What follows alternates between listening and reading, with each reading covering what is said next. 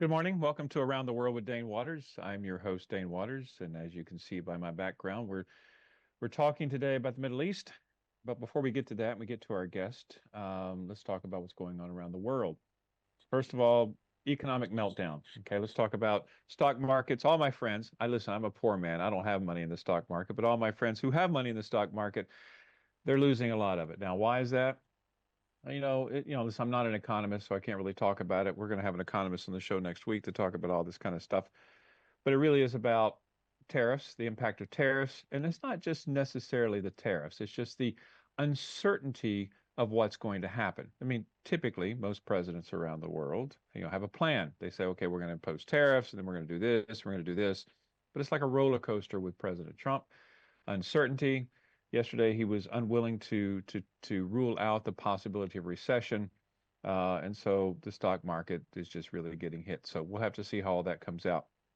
But on top of that, some of the good news is that there's a new Canadian prime minister. We'll see how that happens because the trade wars, once again, the tariffs between Mexico and Canada, are pretty substantial. The new prime minister of Canada made it very clear that he is willing to fight till the end to protect his country.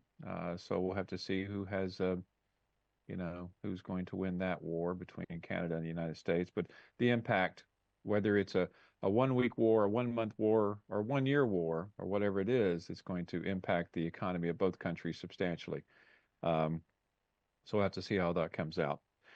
In addition to that, we're following what's happening in Ukraine. There's a big meeting happening now in Saudi Arabia, which we'll talk about in our next segment a little bit.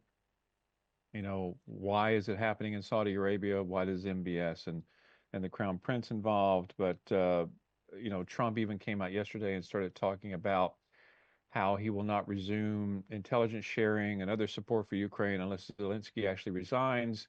Which is just crazy. The whole thing is just crazy. So anyway, we'll have to talk more about that. But there's a lot to talk about today, especially about the Middle East. So let's take a quick break with Around the World with Dane Waters, and we'll get right back to you. Thank you very much. I'll break it down into a couple of. Okay, Sammy. Syria, Lagos has become one of the largest exporters of Egyptian ivory in the world. As a third world nation, where your votes will get stolen if you can vote there at all.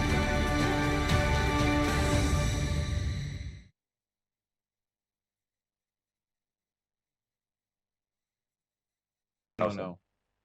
Welcome back to Around the World with Dane Waters. I'm your host, Dane Waters. I was just speaking to my guest, Sami Nader, about where I'm living. I currently reside in London, but travel the world. I leave for the audience out there. I leave for Asia for a whole month coming up next week, and I'll be broadcasting from Taiwan, from Vietnam, and from the Philippines, and probably Singapore as well for the next month, talking about what's happening in that region. But Sami, how are you today? I'm okay. Hope you're doing well as well. I'm doing great. It's been too long. It's probably been what, a year and a half, 2 years maybe since I've Maybe spoken to you. 2 years. Since then, a lot happened in the Middle East. Well, I leave and all hell breaks out loose. Is that what you're going to say? I was the stable factor? No, no, it's clearly not the case. So let's get started. So we'll talk for about 20 minutes. And we'll take a break and we'll talk some more. So let's just deal with where you are right now, Lebanon. So you have a new president. I'm in Beirut now. Things have drastically changed for the last 3 months. After 2 years of constitutional void, now we have a president elected. And more importantly, we have a functioning government. What is a government that is different from all the prevailing one for the last decades, where the upper hand was where Hezbollah got the upper hand. This time, for the first time, Hezbollah is not controlling the institution, whether the legislative institution or the executive power. So it's a totally different institutional landscape. However, the challenges are still real, starting with the arms of Hezbollah. Hezbollah, despite the huge blow that he has been dealt by Israel still have arms in its hand, and the big concern is will he use the arms internally, meaning against the Lebanese? So this is the number one challenge.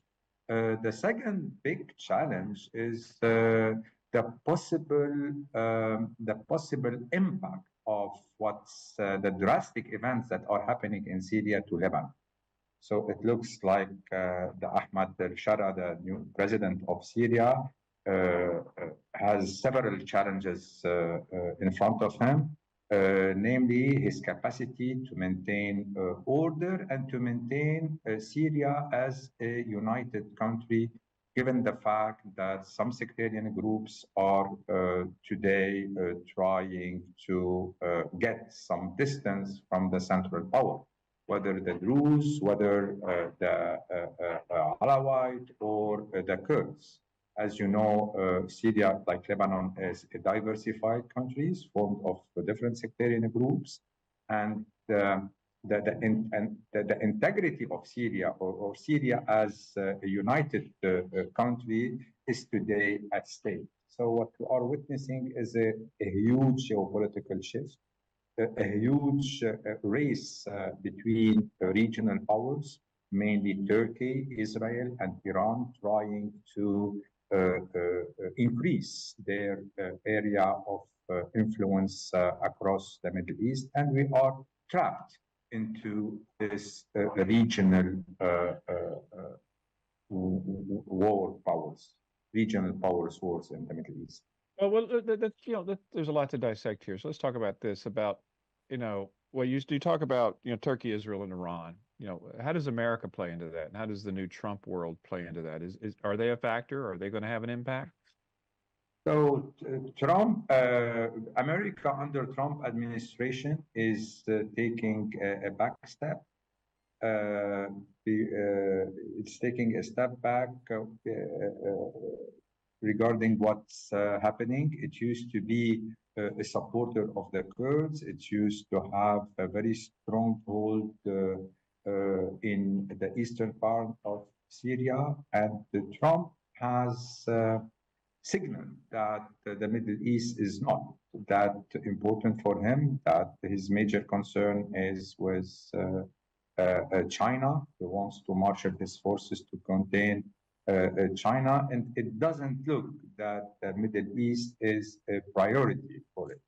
So, and this is where Turkey jumped in and trying to increase its foothold in the Middle East, starting with the northern part of Syria and the northern part of Iraq.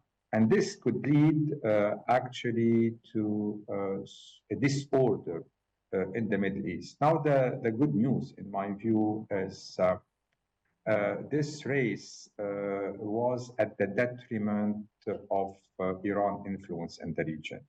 And if it wasn't the backup that Turkey was offering, and other regional powers as well, to the militant group under the leadership of Ahmad al-Shara, former al-Julani, Iran would not have been kicked out of the Levant, meaning Syria and Lebanon. And this started with the huge blow that Israel dealt to Hezbollah.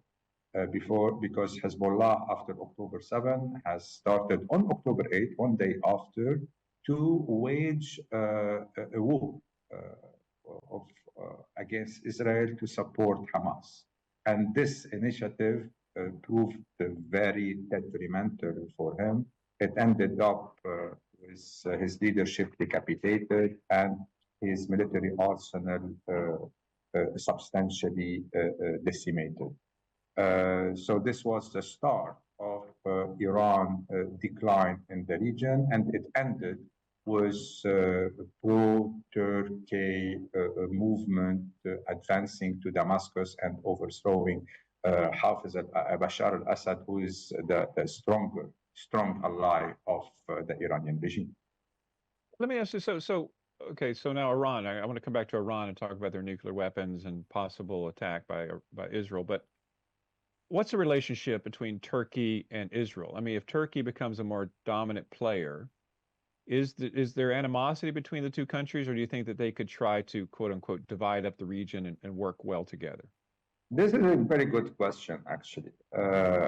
They have a very ambiguous relationship. On one hand, both of them are allies of America, at least theoretically. Turkey is still a member of NATO, despite the very hectic behavior of Erdogan. And Israel is a close ally to America. Both of them have another point of agreement, which is to contain Iranian influence. However, in Syria, they have a different agenda.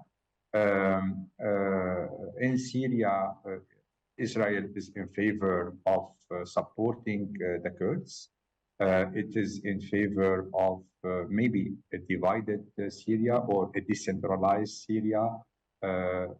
Actually, its main concern is to have a buffer zone along its border, so not to have Turkey potentially at its border. While for Turkey, the existential threat is a Kurds' autonomy inside Syria, because this would threaten Turkey as a united nation as well, keeping in mind that 30% of Turkish population are Kurds.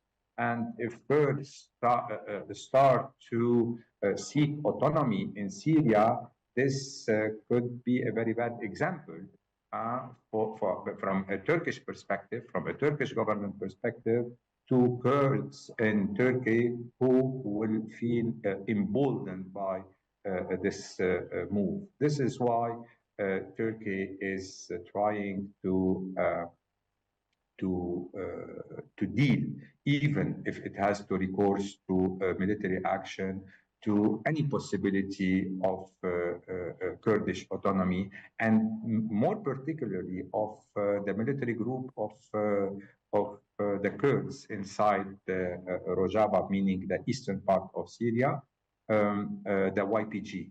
So it can tolerate anything in the day after, but not the presence of YPG as an armed group inside Syria, because this would have a ripple effect across the region in Iraq and even inside Turkey. Where does Saudi Arabia fit into this? I mean, they used to be a big supporter of Lebanon and what's happening in the region. And I know Trump has a very good, strong relationship with them. So where do the Saudis fit in? This is another very good question. Saudi Arabia shunned this part of the Middle East for at least since 2011, and because they lost hope of supporting Lebanon. They used to support Lebanon, to support the Lebanese people. We had excellent economic ties, but because of Iranian influence, they lost hope that any kind of support will end up emboldening Hezbollah. And Hezbollah was using Lebanon as a platform to wage fierce campaign, communication campaign as Saudi Arabia, and he was lending a strong hand to the Houthi in Yemen. However, since the collapse of the Iranian influence, Saudi Arabia saw a great geopolitical opportunity to jump in and to lend support and to the Lebanese government that is for the first time, as I was mentioned, not under the control of Hezbollah. So, and they played a major role in electing Joseph Aoun as a president, who was the former commander of the army. So Saudi Arabia felt a great opportunity, a new role that is very needed even by the regional powers, because a Saudi role in Lebanon will help Syria getting back to what the Arab community and Lebanon getting back to the Arab community, which means that Turkey will have less control over Syria and Iran will have less control over Lebanon because Saudi Arabia is trying to get back these Arab League members to the Arab family. Well, listen, for Lebanon, one of the biggest things is that economic development, right? I mean, the country really can't do much, even with a new president and prime minister, unless there's the economic ability to grow the country. So who do you believe will be the economic savior for Lebanon? Will it be Saudis? Will it be, I mean, who's going to come in and give the money or make it possible for the country to recover? The one who has the cash, to answer very, very straightforwardly. And the only part or the only country that has the cash today is Saudi Arabia. Maybe the European will help a little in rebuilding the infrastructure while if they see the opportunity. But it used to be the case that Saudi Arabia and other Gulf countries were the one that over the years supported Lebanon financially. However, this is not enough because there are conditions to this financial aid, and this condition is reform. And the party here that is more than necessary to trigger the reform is the IMF. Unless there is a deal with the IMF, between Lebanon and the IMF, this is the condition for financial aid. There are two conditions for financial aid. First of all, to have the Lebanese army controlling without any challenge, and to have the monopoly of arms, ensuring its full sovereignty over Lebanon. That means to demilitarize Hezbollah and implementing 1559 UN resolution. This is the first condition. So one army having the arms in that sense. Secondly, a deal with the IMF. Lebanon has signed an agreement with IMF that is a roadmap for reforms. What is more important that the money that the IMF could pour into Lebanon is the IMF endorsement, because this will build trust. This will encourage international donors, and most importantly, will encourage FDI, meanings for direct investment in the country. One thing I haven't thought about, with Trump in America pulling out of USAID and all this kind of stuff, well, how important is the U.S. to the IMF? I mean, I would imagine we're a major donor to the IMF. Do you think under the Trump administration in any way that'll be pulled back and that's going to harm the investments around the world? This is very alarming, in fact. First, you mentioned USAID. Let me tell you that some key institutions that were ensuring, that were the building block of America's soft power in Lebanon have been dealt a huge blow. University like AUB, hospitals like AUH, American University Hospital, American University of Beirut, Lebanese American University, have been getting at least 80 million a year from the USA. And this was crucial for them to survive in a country that was going through several consecutive crises, and they were ensuring, most importantly, American interests in the region. The interests are not only geopolitical, they are geocultural, and these were key institutions that were the building block of American influence, cultural influence in the region. So when it comes to the IMF, there is a big concern today at the international level that America will withdraw from IMF, which is one of the building blocks of the international order that America put in place after the war, Second War, which is the World Bank on one hand and the IMF on the other hand. And America, as you know, has 17% share of the IMF, which is the only country that has a veto power. So I think with this veto power, this may give more leverage to America to control the IMF policy, and it is a less argument for Trump to withdraw. And I believe if it will withdraw, this will have a dramatic impact on at the international level. Up to now, Lebanon did not sign this agreement with IMF. He does not count on IMF to get finance, but he needs the endorsement of IMF to trigger the roadmap of reform and to pave the way for international donors for their financial support. It was interesting. Well, listen, we need to take a quick break and then we'll continue this conversation. But I mean, thanks for being with Dane Waters and Around the World with Dane Waters. We'll take a quick break and be right back. Thanks.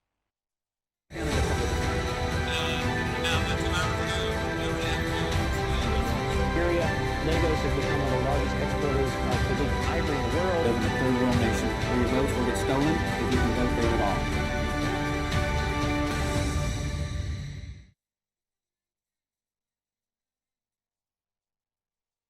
I lost hope that the Republican could ever make it. Well, we're back real quick. I fully agree with you. I mean, this is so welcome back to Around the World with Dane Waters. I thought there'd be a little bit more there, but while I was having a side chat with Sami, but we're talking about Trump in the election, and you know, listen, I've said it many times on this show that I'm a lifelong Republican, but as a Republican, I just can't make sense of what's happening in the United States. And to go back to your point, Sami, about USAID.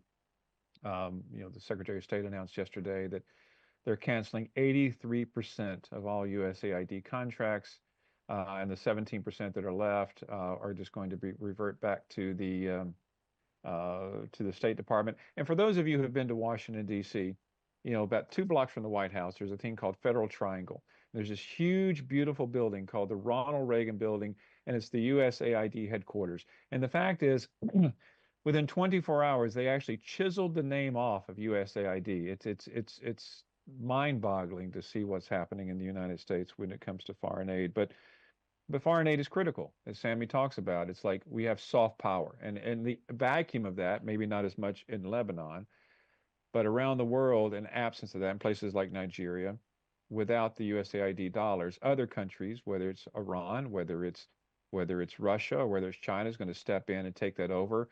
And I think Americans are being very short-sighted and not understanding the influence of that soft power and those donations. So let's talk about Trump and investment.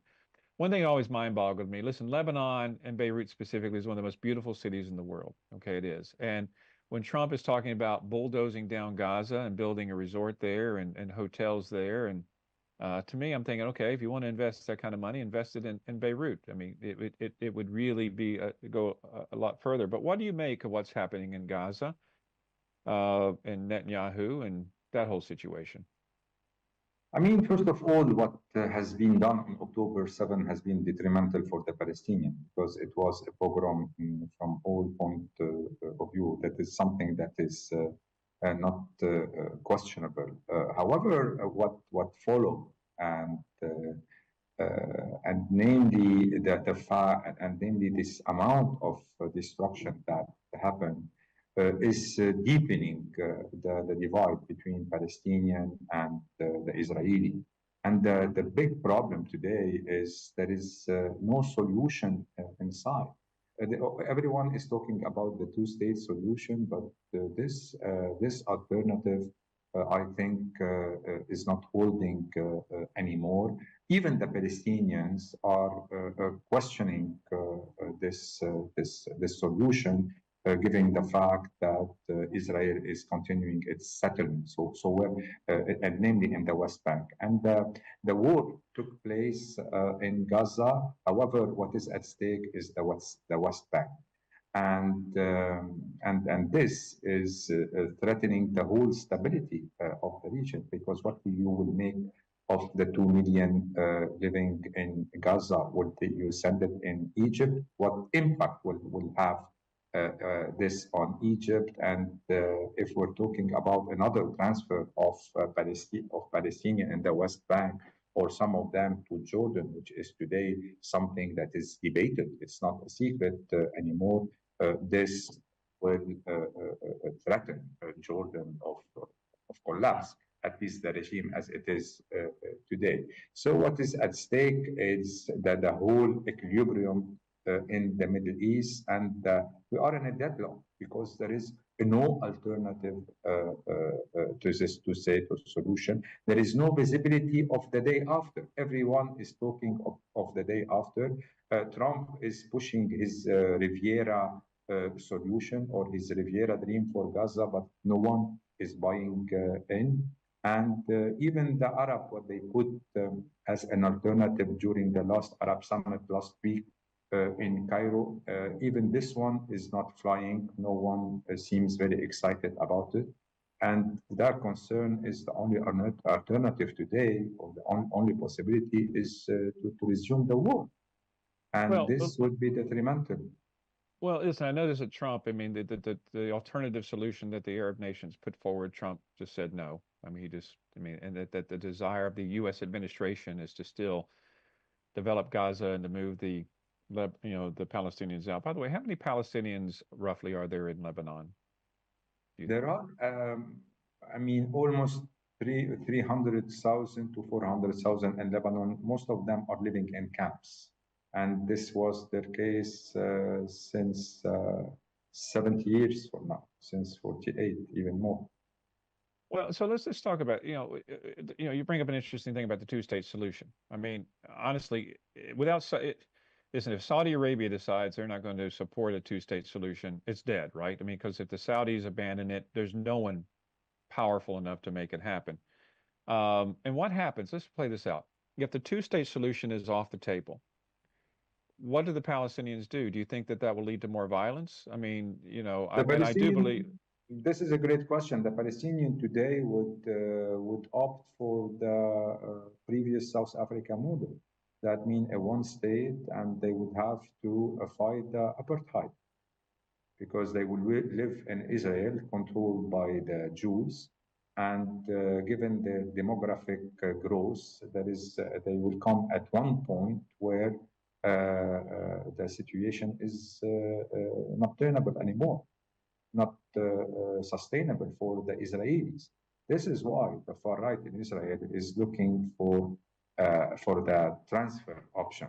But the transfer option would mean an ethnic cleansing, something that will pose. Something that will challenge the Israel at all levels, the ethical level, and it will have, against it all the international community, all because this is something that is against international law. Well, no one's going to take listen, no one's going to take 2 million Palestinians. It's just not going to happen. I mean, as you said, Jordan's not going to take them. Egypt's not going to take them. Lebanon's not going to take them. Syria's not going to take them. Iran's not going to take them. The United States is not going to take them. Those 2 million plus Palestinians in Gaza and the West Bank are not going anywhere. Okay, they're just not. And so, and as much as the Israelis would love that to be the case, what are they going to do? Put them on barges and put them in the Mediterranean? It's just no one's going to take them. You're right, Dane. You're right. But look at what happened in Syria. You had 8 million of Syrians leaving Syria. Since 2011. Look, 6 million Ukrainians left Ukraine. And there are concerns that this could happen as a result of increased military pressure, because this happened.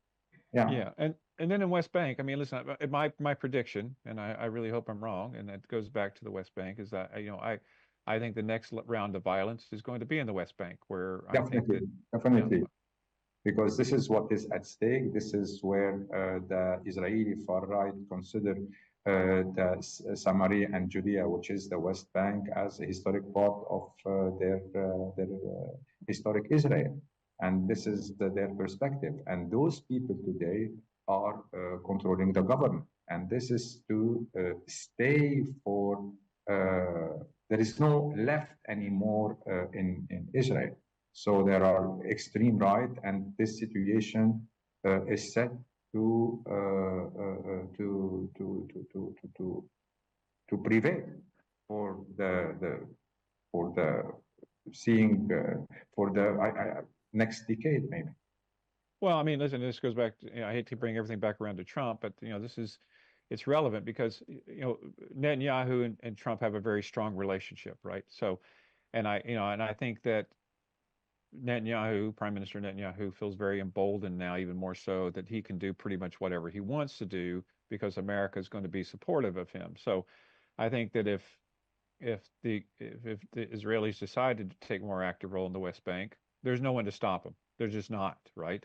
Exactly. And I think that's a great concern, because the Saudis aren't going to stop America. No one's going to stop America from supporting Bibi and taking the West Bank. So I think that that's going to happen. And I'd like your thoughts on this. Let's just take this back to Iran, because the power broker there, it used to be, not as strong now, as you say, are the Iranians. So what happens to them? If there is talk, and I would bet as well, that there will be an attack on their nuclear facilities probably in the next 3 to 4 months. And what happens then? Does Iran have any ability to wage any additional war? I mean, definitely, but if this will happen, this will embolden Iran narrative. And the Iran narrative that says that all diplomatical solution has led to nowhere, your idea of a two-state solution didn't pick up, and the only way to deal with Israel is through military means. And if this extremist position of Israel is maintained, that will embolden Iran narrative. And this is problematic, and this will threaten the whole Arab world, which is controlled today, fortunately, by moderate government. But they will have to deal with an Arab public opinion that is against moderation, that is that feels angered by what's happening with the Palestinian people. Still, the number one cause for the Arab world is still the Palestinian cause, and this will have detrimental effect on the image of America. We have been talking about soft power. Look at the last UN at the last vote in the United Nations, where America was kind of isolated, and you had all the rest of the world. So you have like the West and the rest of the world, and even the West is today divided. Even the Europeans are not sided with the America, and this will have a detriment. And this is where, it's very true what you were saying. Other countries will jump in, like Iran, like Russia, like China, trying to lead this rest of the world, which is today a majority. Now, fortunately, yeah. Well, I was going to say, like, it's like, what's happening in West Africa specifically. I mean, we talk, this show is based in Nigeria, and there's a large Lebanese community in Nigeria. So, but this is something that Nigerians, because we try to talk about why these world things should matter to people in Nigeria and around the world, right? And the reality is that with the U.S. vacuum, you're going to have Russia play a role in Nigeria. You're going to have China play a role in Nigeria. And Nigeria is going to be divided, and it could lead to internal civil war as well. So, these are real life issues that can impact everybody on this planet. And so, but practically speaking about Iran, what can they do? Let me just say this real quick. My concern as an American is that if the Iranians get too upset, then we're going to end up in another period of major terrorist attacks around the country, because that's where their strength is. But what can Iran actually do to Israel at this point? In the short run, I would say not much, because military-wise they have been diminished. But look at what happened in Iraq, 2003. 2003, Iran felt the threat that they will be next, that the US, after invading Iraq, may move to Iran. And they did not have the capability to stop that. So they tried to gain time. And starting 2007, they started to organize rebellion and resistance against the American, and this led to the unilateral withdrawal of America. So on the short term, Iran, because it has been kicked out of Lebanon or very diminished militarily in Lebanon through the decapitation of Hezbollah, because it has lost a key ally in Syria. Today, its influence in the Middle East have substantially decreased. However, they could try to kick the can down the road. They could buy time and wait for the right opportunity to step up because they can get advantage of so many anger in the region, so many sectarian problems that have not been solved from the crisis of the state and the executive power all over the places. And they are very good at exploiting this kind of breaches in the countries around the world to maybe mobilize. They have been mobilizing the Shia community in Iraq and the Alawite in Syria, the Shias in Lebanon. They may resort to this kind of problem if America does not regain its soft power, and that means its diplomatic and financial support through its allies, not only, through good alliances in order to help building strong states in Lebanon, Syria, and Iraq. Well, listen, there's a poll that came out a couple of days ago. Excuse me. It showed that 75% of Israelis believe that Netanyahu should take responsibility for October 7th and resign. Okay, now, that's a pretty powerful number. However, what has made Netanyahu as powerful as he is and has allowed him to stay in power is conflict and war. Okay, and so now that things are diminishing a little bit, this is where Iran, I believe, is the next big target. But what's happening real quick? Has Israel? I don't believe Israel actually fulfilled their promise in Lebanon, right? They didn't pull out completely, did they? No, they didn't. Not they didn't. They didn't pull out completely from Lebanon. They are keeping 5 outposts inside the Lebanese territory, which is, by the way, as well emboldening the narrative of Hezbollah, because Hezbollah has claimed to fame that he was fighting Israeli occupation since the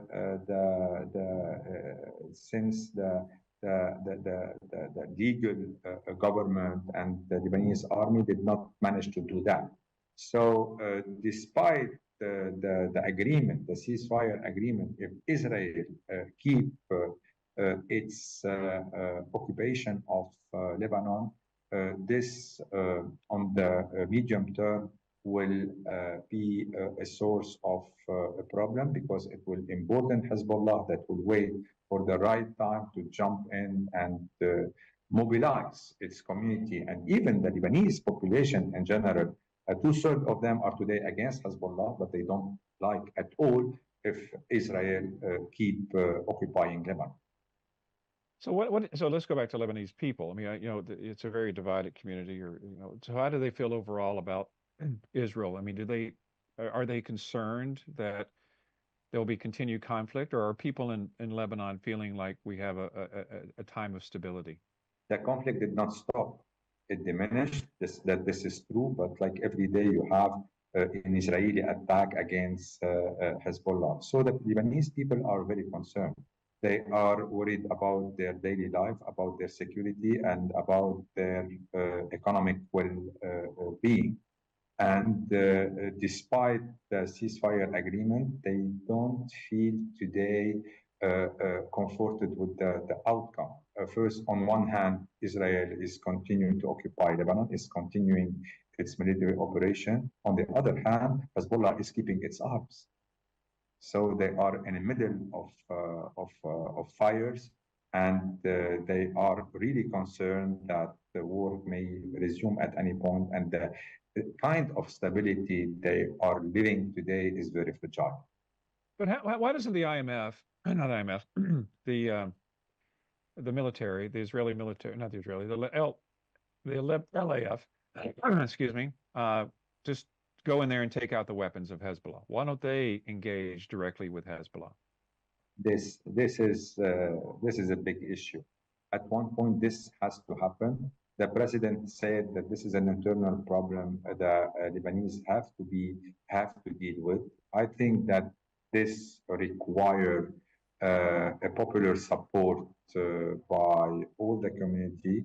It still necessitates some support from the Shia community. And I think in the next election, they will be crucial because they will show how much the Shia community held Hezbollah accountable for what happened. And they have to decide that they want this arm to be under the control of Lebanon. And if this will not happen, my my view and my fear is this would lead to the partition of Lebanon, because part of the Lebanese will not accept that one party keep the arms while the others are not. Yeah. Well, listen, Sami, it's always a pleasure. Sadly, we have to wrap up here. It's good to see you, and I do plan on getting back to Beirut at some point. But anyway, welcome. well, thank you very much. Anyway, thanks for being with Dane Waters and Around the World with Dane Waters. It's always a pleasure to have these conversations, and we look forward to chatting next week. Have a great week. Thank you.